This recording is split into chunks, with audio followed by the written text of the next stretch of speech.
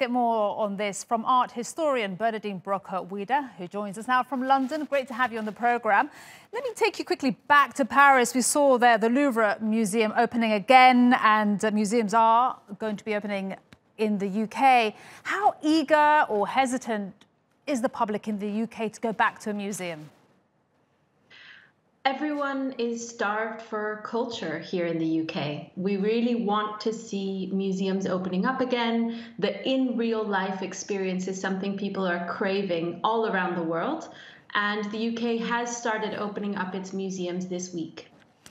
And we've heard the British Prime Minister Boris Johnson announcing a rescue package for the arts sector, $1.8 billion. And I'm sure you heard this comes after a lot of warnings, very scary ones, saying a warning of a cultural catastrophe that would be irreversible to the art industry. So how important is this rescue package from Boris Johnson?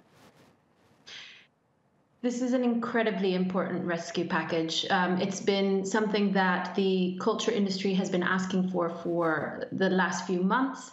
It comes as a bit of a surprise to some. They have been developing this package with the organizations to be able to figure out what to do, but there are no details as of yet of how this funding will reach the organizations, and it includes not only museums, but also theaters and other organizations that require funding. And as you say, we don't have the details yet of how the funds will be divided, but what do you hope for?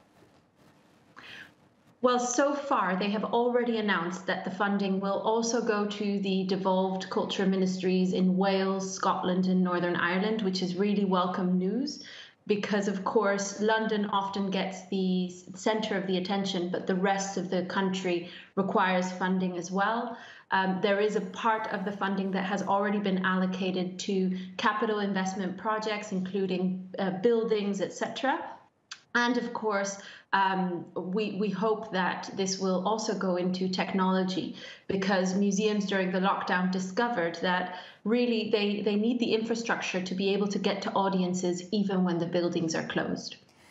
And there's something I've heard that really struck me, saying that there seems to be one rule for one sector, for example, planes and air, and also trains, that people can sit closely to each other, but not in theatres and in cinemas. What do you make of that idea?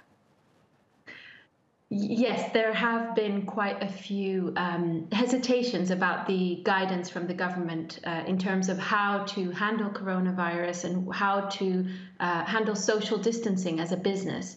It's really quite difficult, and it's one of the reasons that the culture industry, including theatres and museums, were asking for advice from the government, because they want to be able to reopen safely whilst also getting as many people as possible to enjoy their activities. So far, the museums have come together. The National Gallery is the first museum to open up with the new guidelines on social distancing. And basically, it means there's less interactive displays, less closeness of people, but still trying to get the content to everyone. Bernardine Brocker-Wieder speaking to us from London. Thank you very much indeed for your comments and also your time.